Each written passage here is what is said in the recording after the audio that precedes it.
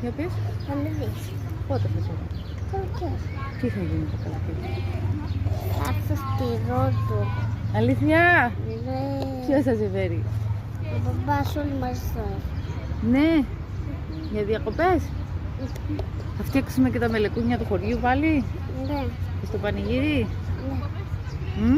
Και τι μπλούζα θα φορείς. Στη.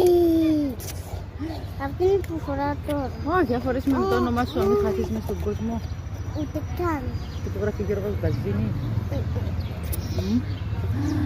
Το παιδί μου ήρθα και το είδε η γιαγιά του, μια μορφή. Μου λείπεις Μην το λες. παραπάνω από Μην όσο το περίμενα. Πες το εσύ. Λες να μην το στέλνουμε σε κανένα. Όχι, δύο μας θα το έχουμε εδώ αποθηκευμένο.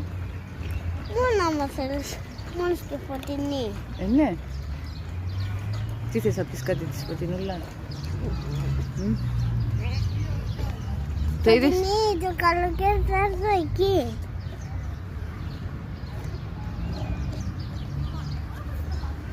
Πες τι. Άσε με. Σε ευχαριστώ για το σκατά.